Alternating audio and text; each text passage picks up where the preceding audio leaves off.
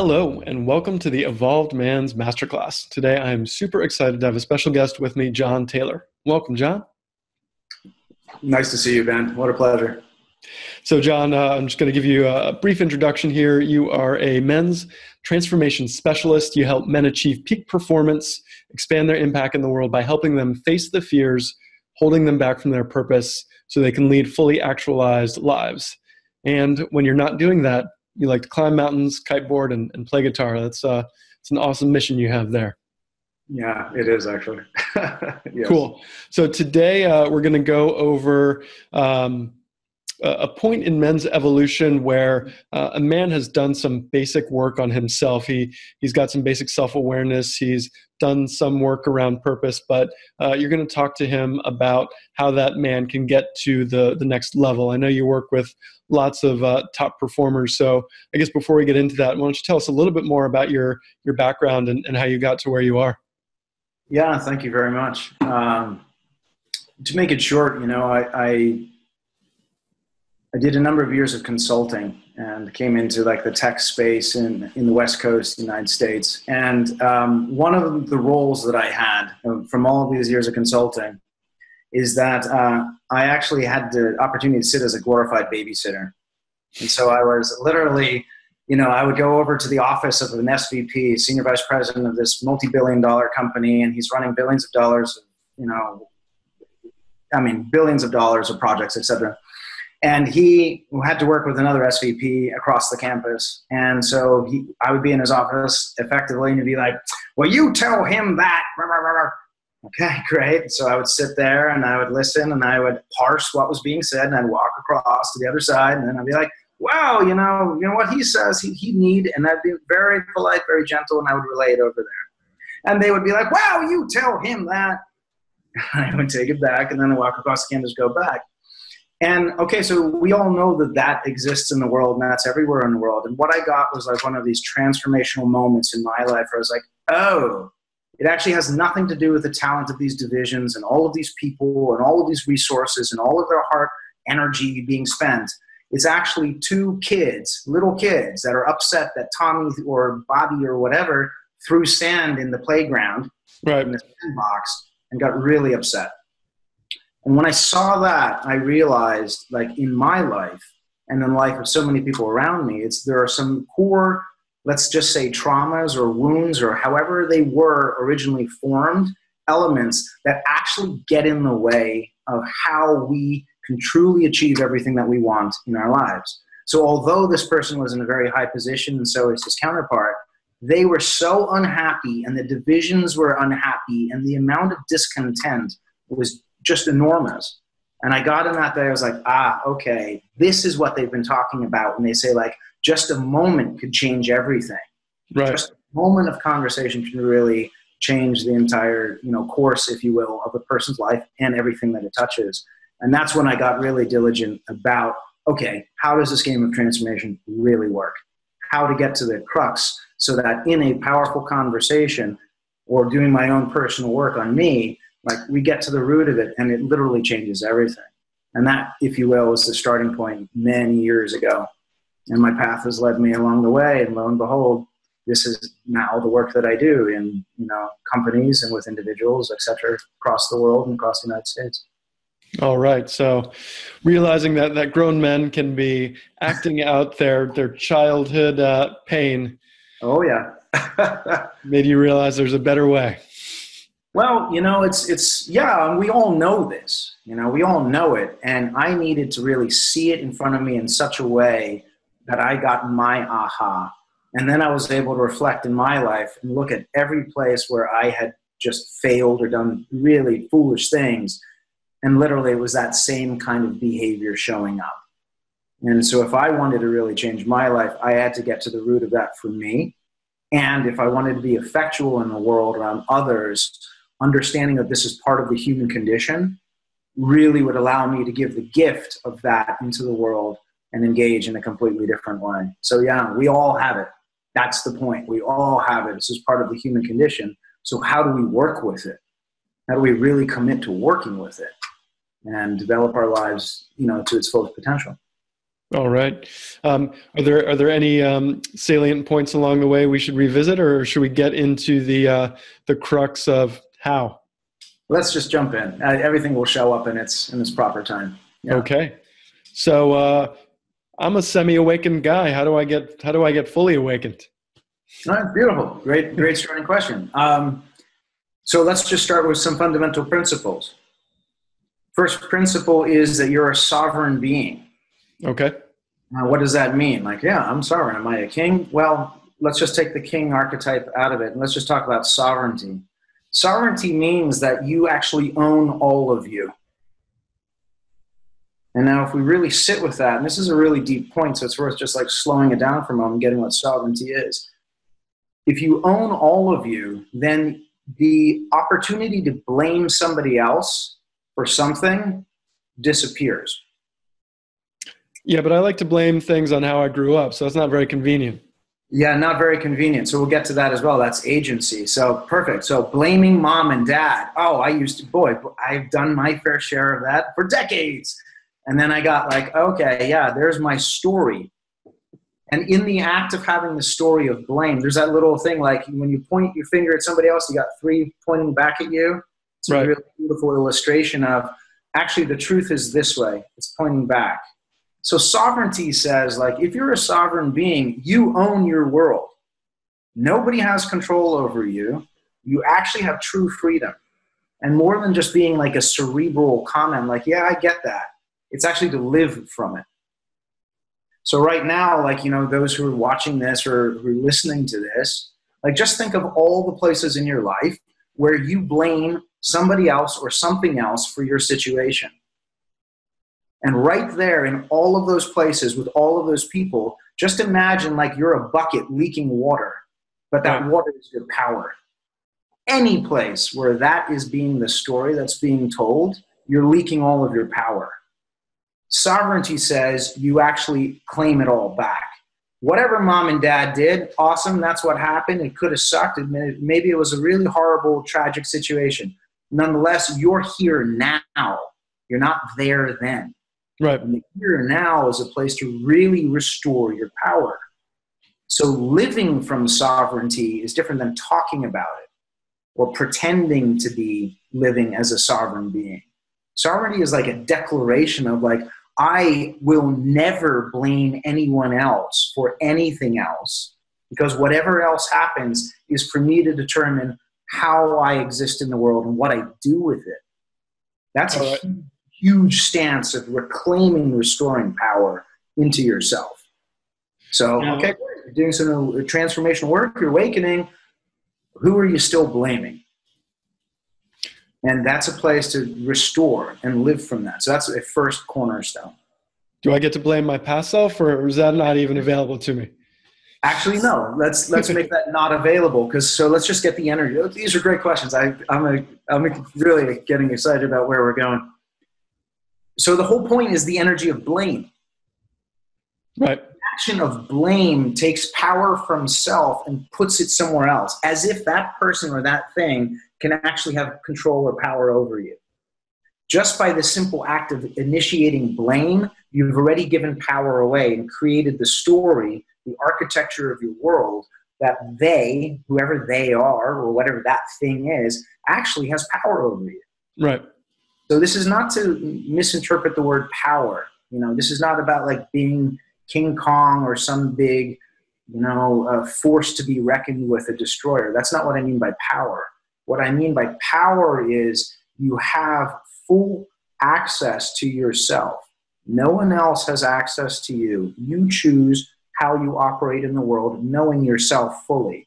Right. You've had a tough childhood. Maybe it was a bad situation. Maybe circumstances were not what you would have preferred. And yet how you actuate and how you choose to live is the most important thing. So restoring your power is the first act, and that is to anywhere where blame is occurring, restore that back to self. Part two, and this is where I would add the next part, is what's known as agency. Okay. Agency means choosing, living from the place of choice. So now here again, we could get into the blame story. So now that we're recovering our power, like, yeah, but I have to do it. This is how I was raised, but this is the way it always needs to be done. Or I was conditioned, society made me do it. And all of those are excuses for not actually holding one's own choice in the matter. And in a day and age where we are now, where it's so easy to be part of the herd mentality, right? Those that actually choose who that they are the true leaders that are emerging right now. And this is one of the, if you will, the greatest times in history to emerge as a real, authentic leader in the world, because there are so few. So for all of those men who are listening to this, like, this is your opportunity to really get who that you are and who you came here to be, and to start choosing to operate from that place. Yeah, I think that's great. So we've got sovereignty, we've got agency, and I think one of the important things about agency is where you place your attention, because in today's world, attention is so it's so easy to distract oneself. So you're not practicing agency by picking up your phone that's giving you notifications and distracting yourself. So part of that is attention. Yeah. Let's actually go there. That's a really great example. Like, oh, I'm choosing to look at my phone. So this is the subtlety of agency. So let's use that example. It's great. So when the phone goes bzz, bzz, and it's calling for your attention, is the response toward it so automatic that it happened without consciousness? And if that's the case, that is not agency. There wasn't a choice to move toward. Rather, something else had the automatic pulling of our system. Right. So that reactionary behavior is not agentic. So that was a great example, because there's so many distractions now, and all of these companies and all of these politicians and all of these players, they want your attention, because when they throw the bone and you run automatically, it actually serves their purposes.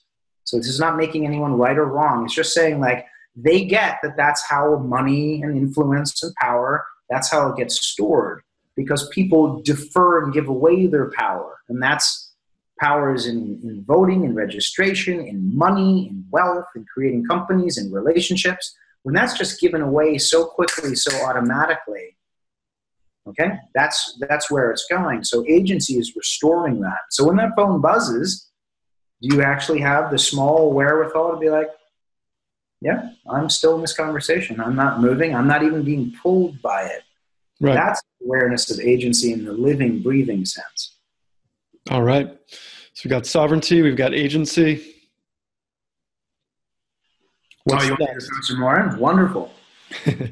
So let's continue. So if we were to do a stair step, like working with the goals that one has in life, or what kind of relationship one wants to build, or they're running the company and they're steering the company, what are the values that you exhibit? So what are the values that you stand by? Most people actually haven't spent a lot of time thinking about the values that are important to them in the world. Like, what is it that they stand for? So, when I did an experiment years ago in a course, they were actually saying, let's find out what you're committed to. And I had this, I'm committed to saving the whales and dolphins and all of these other things. And actually what they said was, well, you know what you're committed to? This was after you did 10 minutes of filling out this piece of paper. And I thought it was wonderful, all these things I was committed to. And they said, well, what you're committed to is what you do on a daily basis. Right. Fault. Every day. And I had to get really honest there, because what I found out in that moment was I was committed to my cup of coffee above anything else in life. I would make sure that I had a cup of coffee every morning. And granted, I did a whole bunch of other things, but the point was I really got like, oh, that's how this works. It's like you are what you do. Right. How you do it is everything. So that's a phrase I really like saying, like, you are what you do, and how you do it's everything. So if you're the type of person that you exhibit your values and you live by your values, then whenever you deviate from those values, you're actually looking at yourself going like, okay, what caused me to deviate from my values and let go of what I truly hold important to be in the world? Right. It's a process of self-evaluation and self-evolution. So what I want to offer, like all of this conversation, it's implicit that this is an evolution. You don't just get a merit badge and all of a sudden you're awake. That's not the way life is. Notice how we go to sleep every day and we wake every day. Every day we get to do this thing again. So that's how it is with evolution of self. So the bigger we get in our lives, the more challenges we're going to have, and the bigger yet we have to be to handle more challenge and more impact we get to make in the world.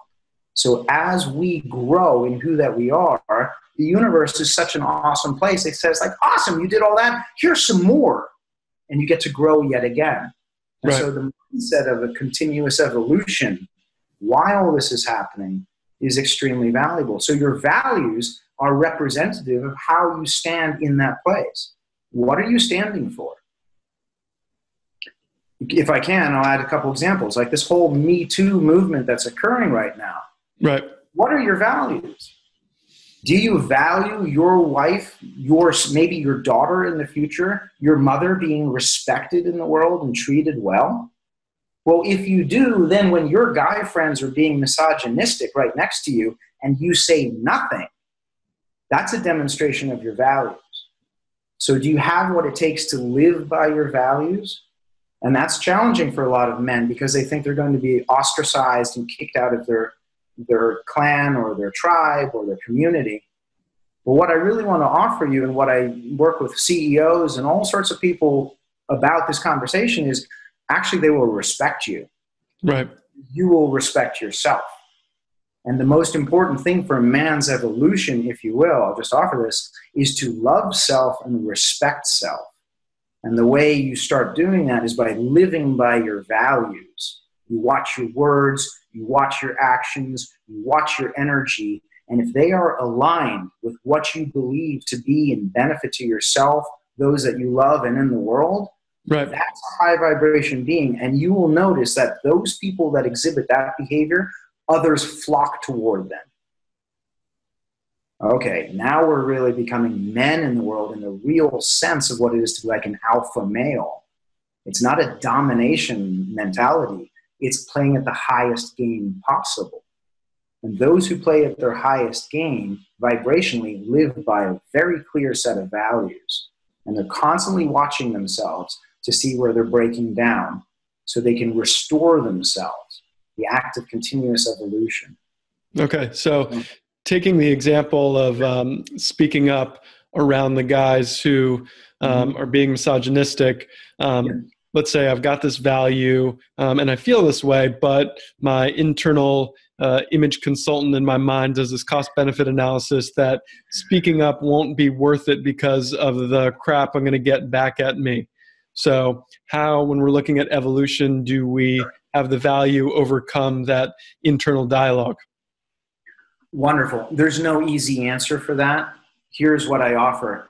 The fact that there's no easy, like immediate silver bullet answer for that is exactly why that's the place to approach. Because life is going to bring a lot of challenges. Right. The willingness to go toward them when you know it's the right thing to do is actually the process of knowing yourself. That's the process of truly embodying life as you, as the man that you are.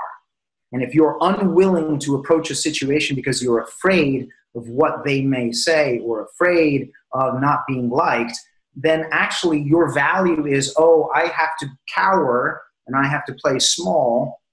And that's what I value more than actually living by what I know to be right and true for me. And so even though it's a microcosm conversation, a small conversation, it ripples through one's life. Right. Yeah, no, playing small doesn't sound like a good value to speak aloud if I'm trying to impress anybody. Yeah, very much. Yeah, thank you. I mean, that's exactly it, right? Like, ooh, I'm going to play small again. Well, why would you want to live your whole life playing small? Because if it's going to happen there, it's going to happen with your boss when you're going to ask for a raise or a promotion. It's going to happen with your girlfriend when you actually want to share what intimacy would really be and something that you want to go toward. It's going to happen with friends. It's going to happen across the board. So the illusion is that it's just happening in this one instance. The truth is it's happening everywhere. So there's that saying, like, how you do anything is how you do everything. Right. Yeah. So if you're allowing this and playing small here, it's certainly happening elsewhere. And so this is why it's taking account of, like, am I living by my values? And if the answer is no, then lo and behold, you can be sure that it is happening across the board. And the results of your life, my life, our lives, are simply a representation of the values that we live by. Now, you could be like, well, that person is really wealthy and they have horrible values. The game hasn't finished yet. And don't be concerned with them. Be concerned with you. Are you living your life from the place that you know to be in alignment for you? So the whole kind of, well, look at them, is a cop-out, just like blaming. Right. It's another thing. Like it's a deflection of power, losing power. You see them over there, but they do that. I don't need to. Again, losing power. So sovereignty is losing. Agency is beginning to collapse. Values are beginning to collapse. Okay, well, there's a shell of a man. You find men who keep pointing at and comparing to excuse their behaviors, and the truth is that's a shell of a being. They don't actually have love enough, trust enough of themselves to truly live their lives as they want to. And that's actually what this game of awakening is about. Getting like, there's nobody holding you back. It's learning how to speak your truth gently, powerfully, a little bit at a time. And lo and behold, keep doing that again and again. It's like going to the gym. Right. Today you go to the gym a little bit more, and the commitment to going to the gym is actually where your body comes from. The building of your body is not so much the lifting of the weights one day. It's the commitment to the lifting of the weights that actually creates that mindset, that emotional strength, and then the physical strength that brings it into existence. Right. A great question, great example. Yeah. And just to piggyback off the gym metaphor, it's also the value of eating right, so you don't sabotage yourself, because that's the other part of it. And there's all those behaviors. It's like, I want to do all this good stuff in the world, and then maybe I go out and have one too many, and then I can't be effective the next day and live how I want to be. Very true. And I love a cookie just like the next guy. Okay, I'm going to close this blind because of the sun. I love a cookie just like the next guy. And boy, there's a temptation, right? Let's have another cookie, or let's have another beer, or what have you. And these are all the little, if you will, the little slippery slope. Right. So the point is, like, are we in a process of looking at ourselves and paying attention to ourselves continuously?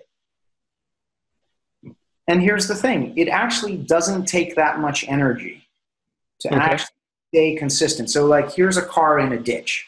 Dude, I really want to change my life, or I'm running this company and I don't know how to deal with the board, or I have an executive team and like we're having challenge. Great. Consistency in approach does most of the work. It truly does. And the effort to get something going is often more than what it requires to keep going. We all have this example. Your friends or you have ever put a car in a ditch. You're like, shoot, now you have to get it out. Right. It's rocking back and forth and exerting pressure at the right time to maximize the effect of the effort that you're putting in. And all of a sudden the car is out of the ditch. Right. Now, when the car is out of the ditch, you can push it with a finger. That's how much effort it takes to actually build the systems in place in your life that bring the real results. So somebody who's already in the awakening, they've woken up to this, they get like, wow, yeah, I want to keep this going. Right. I want to actually live as the habit of me in the highest form. I want to pay attention to anywhere where I blame anyone and everything. So they're watching that. They're watching where something has control over them versus them actually choosing. Like, it's been a tough day. I need a drink. Right. It's like, who has whom? The saying I use there is, does it have me or do I have it? If it has me, I'm pulled off my balance, if you will. Just like your phone, bzz, bzz. Oh, did she text me? If that's happening, agency is actually in collapse. Right. So things to watch. And if you take a look at any professional athlete, and I've worked with a few, and you take a look at high performance people, I've worked with a few, just a few, I mean, many over all these years, they watch themselves continuously. And if you think about it, anybody and any creature who's at the top of their game pays attention. They pay attention. They don't lose sight of the details, these little things. They don't make excuses for it. So you're exactly right, like taking care of self. And for that, I would offer you another part of this component, like how do you actually play the game of transformation? Develop a ritual. So what a ritual is something that you create for yourself for the purpose of recognizing yourself as the divine being that you are. When we're like, oh, I have to get up. Oh, I would normally do my push-ups, but I got to run to work and I have to do the email. And we sacrifice ourselves for something else. We're actually creating an excuse and living by some sort of story that we are not worth it. Right. You're not worth it. You're not worth your own love, your own attention, your own self-care. And, I just want to say that this is across men everywhere. This is a common conversation. There is a kind of like expendability culture out there. And I just really want to re-anchor, no such thing. Like men, when they're in their true power, we are such a gift to the world.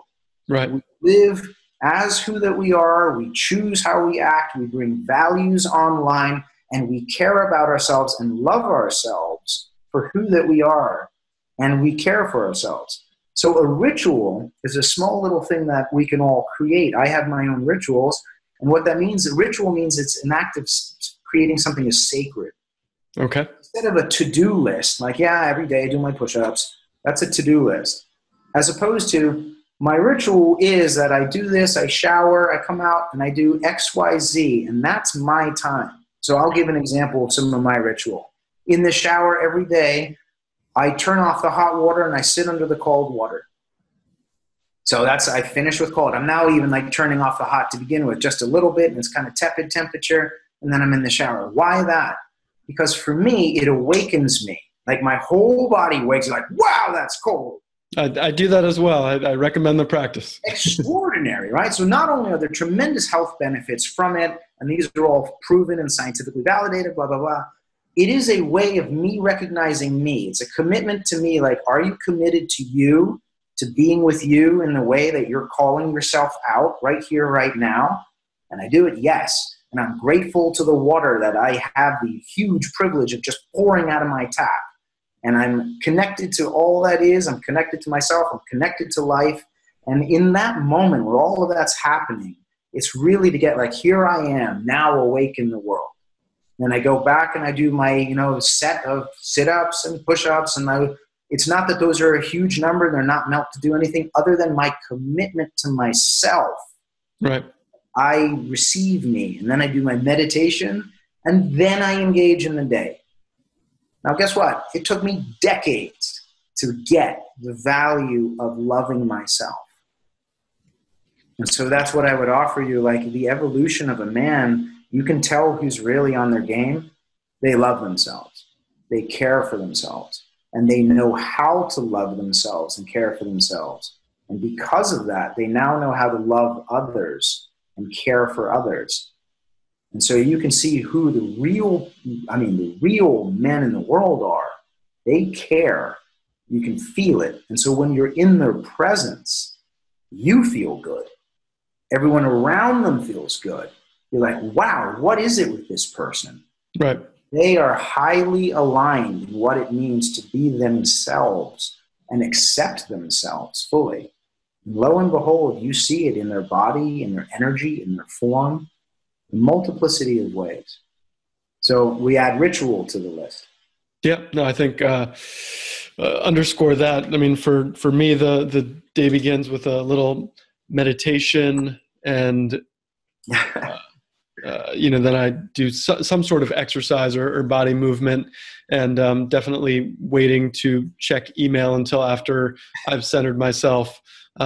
allows me to be more effective. And I like what you say about not giving away your power. Like there isn't anything more important than centering yourself, because if you're reacting to something when you first wake up and you're not in the right state of mind, then it's stressing you out. I remember years ago, I used to have a client in South Korea, and first thing I would do is put up my phone and we get all the emails from the night before, these angry emails, and it would just be like, oh, this is going to be a terrible day. Put that aside, get yourself ready, and then you're in a place to understand that, okay, I'm going to be able to deal with this in a much better way. It makes a big difference. Yeah, very much. Let's just talk about like a little subtlety, like quality of life to self. So for all the listeners, like, do you leave your phone on by your bedside at night, or do you turn it on airplane mode? And you're like, you know what? I am taking care of me. I get to sleep. Right. And when I wake, I'm going to rise into my power, caring for me. And then when I'm ready, I allow the world to arrive, because here I am, fully ready, empowered in who that I am. And it doesn't matter what comes, what challenge, I'm there. I'm ready. Yeah. My New Year's resolution was actually leave the phone out of the bedroom when it's bedtime. And my reading has definitely increased a bunch. Then that's a beautiful example, right? So I use a little like sleep app that listens to whether I turn and so on. So I measure my sleep and so on. So I leave it there, but it is absolutely off. And exactly that. So what I offer as well, so even though there's a whole list of things we can talk about, like a man really caring for themselves is a tremendous start. Right. The game of evolution, not putting yourself last or diminishing yourself, is really important. And we have a culture in the United States especially that has this kind of expendability, that we can just throw something away and get another one and buy it. Very replacement consumerist model. Right. You can't do that with yourself. And if you don't care for yourself, you're going to know it in 10, 15 years from now, when your back hurts and your knees don't work and you're out of muscle and your entire physicality begins to fail. Even if you're a 25-year-old man hearing this now, it will creep up really fast. It's extraordinary. So again, what we're talking about is like evolution, actualization, leadership, and the opportunity to be an influence to self, to care for others, to care for larger things. And that requires a certain level of, let's say, truth and authenticity. Do you care for yourself, or do you diminish yourself? And in how many ways? And so often what I have people do is I have them really find out, when they track their daily behaviors, right, why are they doing what they're doing? And so, here's the food, it's comfort food. They have it after the upset, where they go to work, they go to the bar after work to let go of their stress. And so lo and behold, we begin to understand like, oh, so this is to let go of stress, which means you were carrying the stress the whole day until the drink at the end of the day. Oh, interesting. So the process of actually being able to be with challenging situation and process it as it's occurring isn't there. Rather, it gets delayed until this point of the day, and then here's the alcohol that does it. Okay, got it. So now we're really beginning to realize performance. Like, are you at a peak performance? Or are you living in a suppressed and subverted performance? And so these ways of like looking at self, and I know we're moving all over the map here. The point is I'm just trying to offer, here's a tactical, like really tactical, like, do I have a ritual for myself? Do I care for myself in that way? Do I actually process challenge in the moment, or do I defer it to an escape hatch, a lot of drugs and alcohol? Interesting. Path of evolution is looking at self, really being in the game. And it feels good when you're in the game.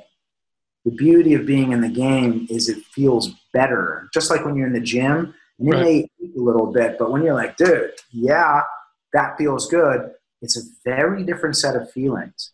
So it's a mindset and an attitude of continuously looking for, how is it that I am acting in the now? Where is that coming from? Does that truly serve me? So there are stair steps to all of this evolutionary process. All right. So where are we in the stairway? Are we at the top of the stairway? We're certainly not at the top, but what I would offer is we've taken a few steps forward, right? Right. So what happens is we're awake and going like, okay, here I am as a man in the world, and I really want to up my game. How do I do that? Okay, so again, we have sovereignty. Number one core foundation. Do you own your power? Do you not? Okay, that's a big one. Just for men to get that is substantive. That's like the foundation of a huge skyscraper. If you don't build the foundation right, that thing can never go up. So sovereignty, key. Agency. Now, are you choosing what's occurring or not? So kind of like going to the bar at the end of the day to get the stress, that's not a choosing. It may seem like it, but if that's the de facto pattern, like every day we go to do that or every few days, that's a patternistic behavior dealing with stress. Right. Okay, got it. Stress actually can be handled in the now. So that's agency. Oh, here's a challenging situation. I'm in a challenging situation with my boss about something. So the question is, do you have the wherewithal to be in that conversation there and then, to hear everything that's being spoken, to not react, to come from a responsibility, so respond ability to what's occurring. So this takes a bunch of other skills like learning capacity. Can you handle sensation? So let's put another band in there. So these are the skills that one would need to know. Capacity, to be able to be with somebody and listen to them and hold the field open. So this is what I call holding the container. If you can just hold space for what's occurring without the judging mind entering into it, like, oh, they're bad, I hate them, I don't like it when they do this. There's the judging mind. Right. If we believe those thoughts, we've lost our power again. Again, we're blaming and so on. So there are layers. So now we're maybe at 3 steps up the ladder. The key is we're beginning to observe ourselves. And any athlete, they watch the game tape again and again. They're like, wow, what happened during that throw or that serve? We're like, wow, let me watch that again. Okay, I did it. Let me watch that again. And they get how they're performing so that they can actually learn the next performance for themselves. Right. So we're probably at stair number 4 now, for example, out of 12 steps. 12. It's a 12-step program. Oh, my goodness. I just realized it right after I said it. So not to make it an Alcoholics Anonymous, and I don't even know what their 12 steps are, but 12 is a number that's a pretty standard number in mythology and other things. So let's just call it mythologically the 12 steps, the hero's. Okay.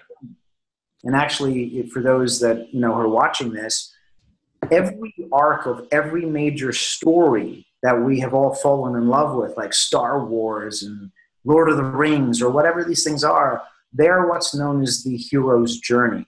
Right. Every culture in human societies have the hero's journey. And this is the arc of awakening, having a challenge, facing self, having to go through this transformation, becoming that transformation, having to act as it in the world, and then bringing it home and delivering that as a messenger into the world back to those that they care about and love. And that is every arc of every movie that almost any of us go to have all of those components. And the reason we resonate with it so much is because that's actually what we do on an individual basis. So I would offer those who are listening, where are you on your hero's journey? Are you still at home? You've never, home, whatever that may be, and never left to challenge yourself, to really look at what's within? Well, then you're at the first step. You haven't actually begun. Right. The audience we're speaking to, probably in the middle. We're somewhere between, we're just beginning, learning how to really become a man in this world. And others will have gone through big arcs and they're running companies, they're running teams, they're really committed into the world and having an impact in a larger way, and they're further on. And yet here's the thing, it's not just one arc. Right. We live a multiplicity of these arcs during our lives. We have our own awakening and how that we're going to bring some specific purpose in the world. We also have it when we go through relationships. We also have it when we're with family. These are arcs where we get to leave our impact and really advance and up-level the conversations. So the frame that's really powerful, and I just offer the listeners to get, is this is a hero's journey arc. You can look at Joseph Campbell's work. And he has all of these arc myth stories. It's beautiful work that he's done. And this is what we're doing as men. So as opposed to thinking like, oh, it's me and I don't know what to do, this is the common conversation Right. All men face this arc, and all men are going through this, and learning how to go through it for yourself and look for those who are wise and are traveling through it and living with a high set of values and virtues that you identify with, and getting mentorship and tutelage from them or paying attention to them is actually how you accelerate through the arc. Got to find your Yoda. A little bit, find your Yoda, right? And there are many of them. I have mentors all across a whole realm of different studies in life. Right. Some in sciences, some in, in these metaphysical studies, some in the physical realm, because they are the prophets and the wise people, the sages who are learning these things. And it is for us as men to understand that we are in this kind of grand awakening, and this is where the next level of leadership of the world is coming from, and in our own personal awakening. And that's it's an honorable thing to do. It's such an honor to be awake and go like, yes, I want to create my life in the highest form possible and achieve everything I can do while I'm here. Isn't that why we're here? So it's a frame just to own and be happy that you own it, even if the people around you don't get what you're doing. Right. It's okay. In the hero's journey, we have to leave home to actually face what it is that we're here to face. So for some, that's a big daunting step. And yet, that's a step. We actually have to leave that comfort of our home, quote unquote, to move into our evolution. Right. So those that are there going like, do I say anything to those guys who are making all these jokes on women? That may be your moment to really now start leaving home. You're starting to speak what's real for you, what's true for you, and do it in a gentle, powerful way where they actually learn to respect you for standing up. Even if they're not going to accept you 100%, you're choosing. In that moment, you're choosing. That's where your power lies, is in you're choosing your own path. Right. Yeah. I mean, to that end, like when I started the Purpose Up podcast that I did, I knew I wanted to play a bigger game, but, had the fear that I would fail miserably at interviewing people and that people would laugh at me for talking about purpose. Who was I to talk about this stuff when I wasn't an expert? But fast forward a couple of years, it's allowed me the opportunity to get better at interviewing, get bigger in the world, and allow me to talk to people like you and share cool conversations like this. So it is one of those things that nobody starts out as an expert, but if you do take those steps, it rewards you if you take action. Absolutely. I mean, the thing there's that old saying, I think it's from Lao Tzu, and it's the journey starts from the first step. So nobody is born an expert, whether it's a football player, a baseball player, an opera singer, a guitarist. Everybody picks up that instrument or whatever it is the first time. They really don't know what's going on. Right. Again, it's just like going to the gym. You pick up the weight the first time and you look around and everyone's ripped and you're like, I'm not. Ugh. Well, they've all been doing that for a while. So to your point, now this is actually one of the cornerstones for men when they really begin to lean into who they are. That act of individuation can be really scary. Right. And that's what's so cool about it, is the act of individuation. And when we get scared and we get afraid of something, fear actually is a tremendous ally. So let me actually talk about an aspect of fear here. I like to call fear, and it's in one of our modules in one of our programs, is fear is your greatest ally. Right. Well, why is that? Isn't this a horrible thing that we need to avoid at all costs? And the answer is no. Actually, fear always points us directly to the place of the highest transformational possibility. So just think about I was afraid to say this to somebody, like your girlfriend or your mother or your father or your boss. And yet when entering into that conversation, then fully arriving in that conversation, speaking it, and then lo and behold, something happens that was actually what you wanted, bam, how do you feel? In that moment of going toward is the act of transformation. It's occurring real time. Right. take a course for it. You don't have to go and get therapy for it 1,000 times. The power of fear in our bodies is it always points us to the place where all of our awareness can come online, and the opportunity for transformation is at its highest density. So I call that fear hunting. So here's a little exercise for the guys who are listening and watching. Like, do this as a little, I call it life play. So it's not homework, it's life. Play with this. Have fun with it. Right. So during the day, as you're going about your day or your week, based on like, you know, what your days are like, track all the places where any fear arises in your system. And as opposed to doing anything about it, just track it. Just be like, oh yeah, I saw this girl at the bar, and like all of a sudden, okay, cool, just track, saw the hot girl at the bar, and that arose. Like, okay, got it. Or I went to speak with my boss, or I went to announce something to my coworkers, or I was speaking to the shareholders. Okay, all of these places. So I was like, it arose there, and what were you afraid of? Great. So we're just tracking two things, but what we're doing is we're now detectives. Right. We don't forced to go there, but we're just observing. Now all of a sudden we're like, wow, there, and there, and there, and there. Like, oh, I'm going to launch a podcast, and like, there, and I'm going to have an interview there, wherever it may be.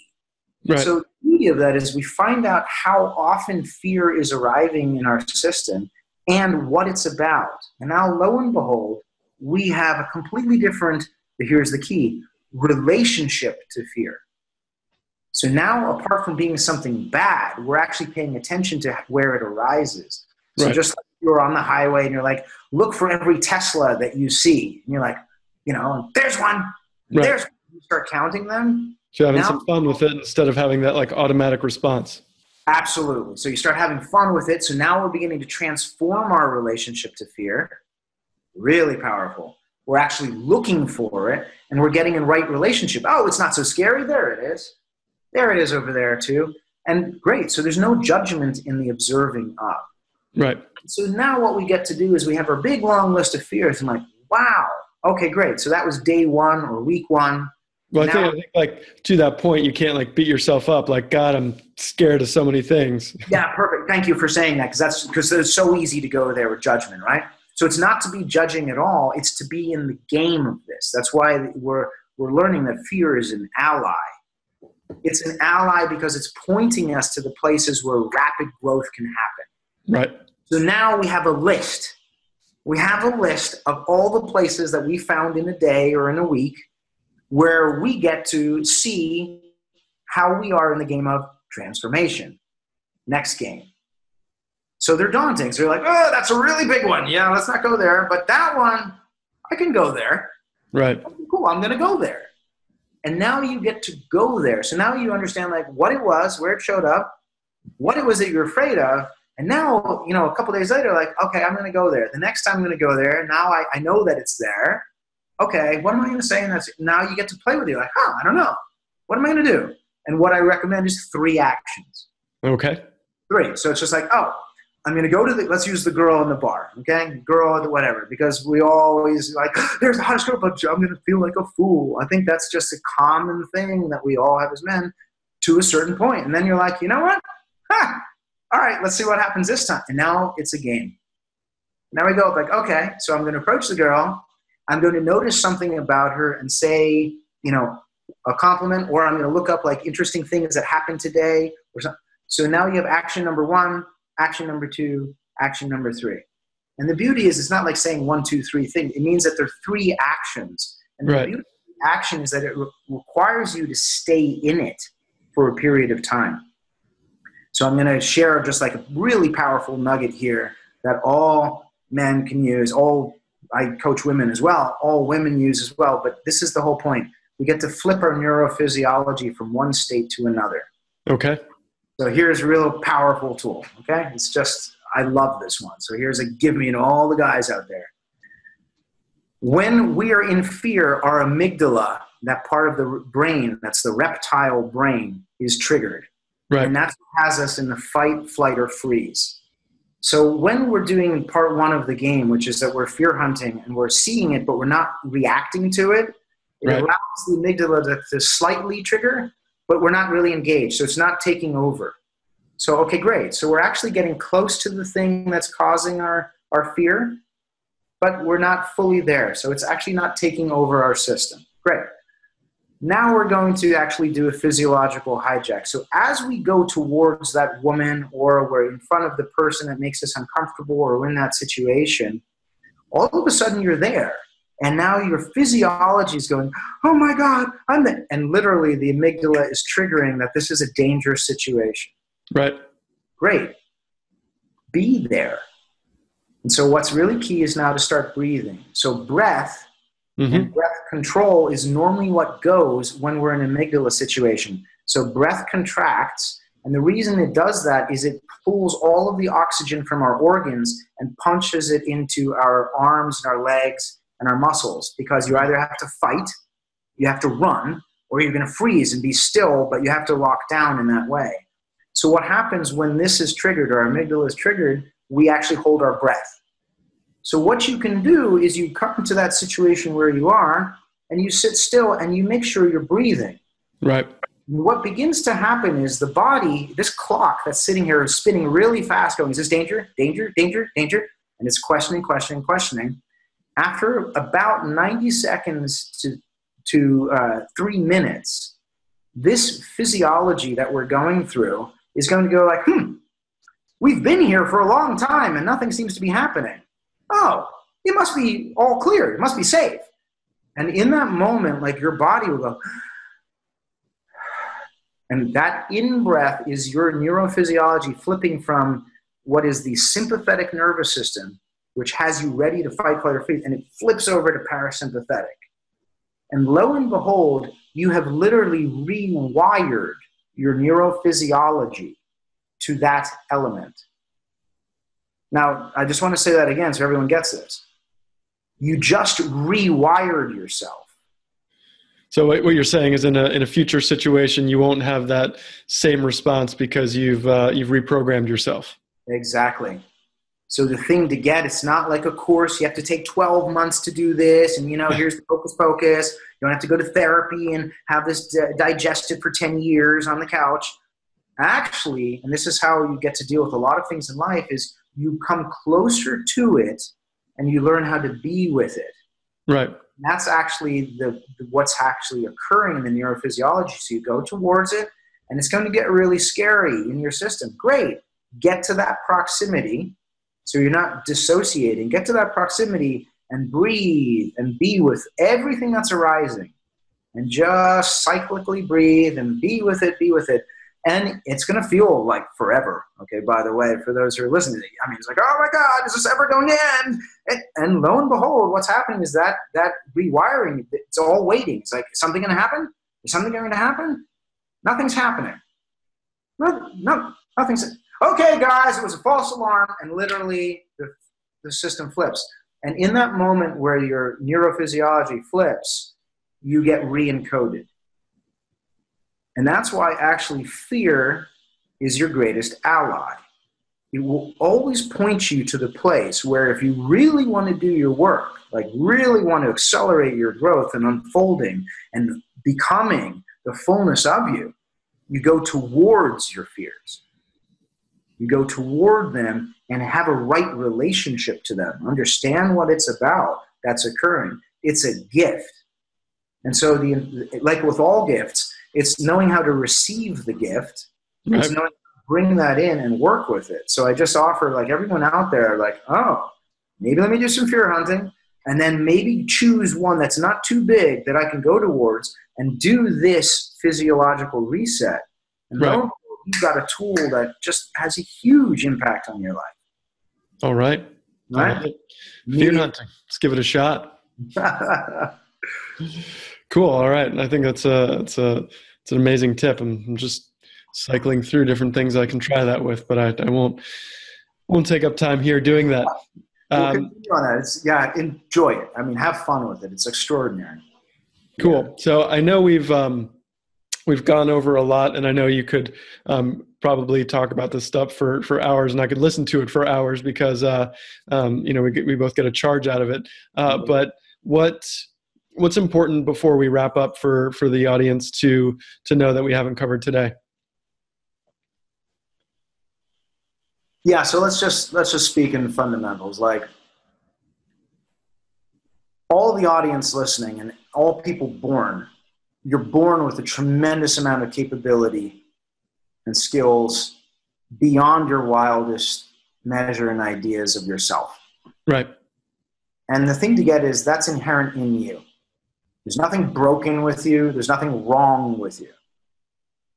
So part of this journey is about claiming oneself and getting that all of the places where you feel that you're not worthy, not capable, you're not at your highest game, there are learned behaviors and learned conditioning that actually are probably not yours. Right. Okay, great. So once we get that, oh, all of that way of being is actually not I inherited that from my dad, I inherited that from my mom, I got this one from my school teacher, I got this one from somebody else. Got it. Or even in a relationship, I got that from my first girlfriend, and then I got this from this other fellow who never had a good relationship, but for some reason I listened to him. And lo and behold, that's actually where a lot of our limitations come from.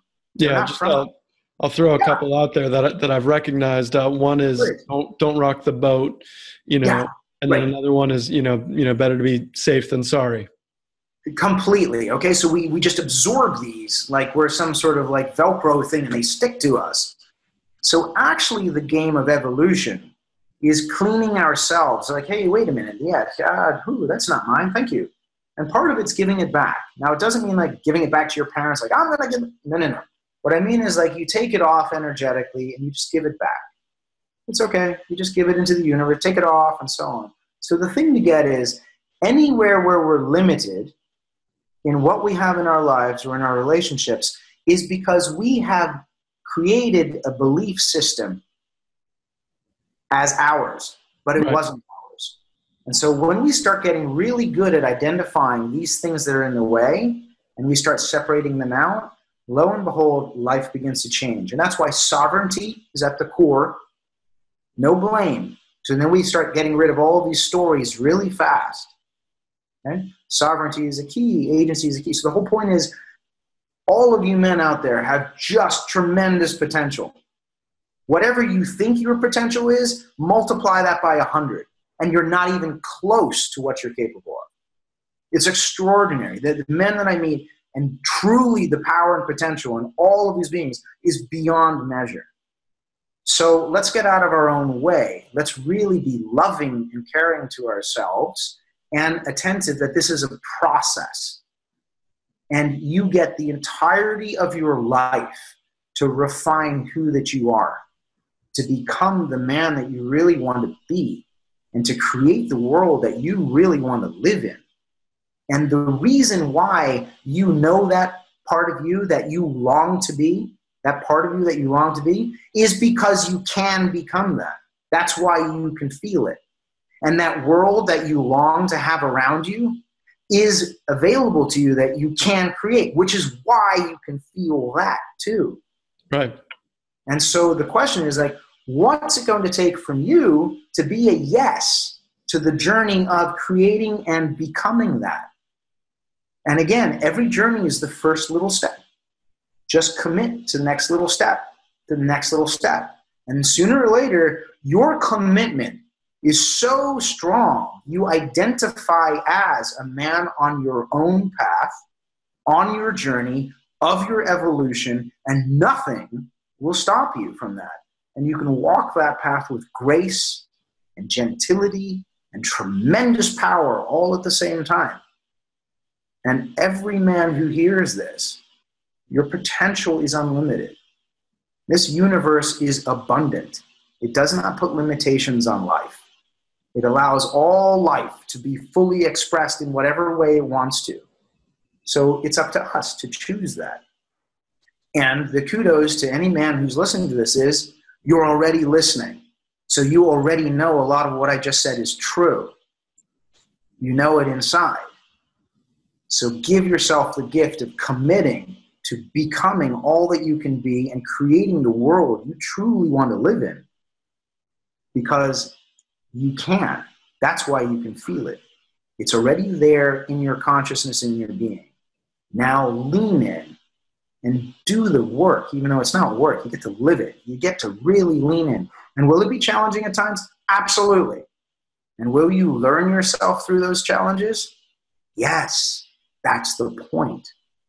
So I'll sum it up with this last little sentence that I love, and that is, there's an old saying, never a good captain was made on a calm sea. Like, who would you want to be on a boat, like going across the ocean? The captain who's never been outside of the little swimming pool, or one who's been through 1,000 storms, and when he sees something like gnarly in the distance, he's like, oh, okay, wow, let's see what this one's like. I want to be that captain. Yeah, and why don't we become that captain? And lo and behold, in my personal opinion, that's actually what we're here to be. We're here to be the kind of men who can be in almost any situation and bring the greatest in those situations. And every man who's listening to this, I'm speaking to you. That's who you are. So let's get on this journey together. Let's work together and play together to actually awaken each other to that fullest potential. That's a fun thing to do. All right. Let's lean in and do it. Amen. I'm down. I know you are, which is why I so appreciate you, Ben. I really get your heart, your purpose, your focus, your diligence. It's been a true pleasure getting to know you, and I'm so supportive of what you're up to in the world. Absolutely. Likewise, and thank you for bringing the wisdom and the energy today. I know it's gonna radiate out there. Yes, please. That's all right. So you've given us a lot, but I know there's a little bit more for you to give. You got a takeaway for the audience today, right? Another thing for the takeaway for the audience, or a gift, or I think like a free gift. Oh, yes. So thank you. We have a video module that we'll give it to the audience that they can click into, and it's called the Hell Yes. And it's really about how you bring your power physically, emotionally, mentally into alignment and actually live from that place. And living from a place of high alignment is where all of your power comes from. So the module really is a beautiful introduction module into living from that place, and takes you through it, and it's really something. So that's our gift to everyone listening here. And awesome. And we'll have a link to that. And I know you've got your new program, Alpha Awakened, that speaks to a lot of the steps that you spoke about today, so people can check that out if they're interested in learning more. Yes, absolutely. Awesome. Wow. Well, thank you again. Really appreciate your time and wisdom, and look forward to connecting soon. Yeah, thank you, Ben. Likewise.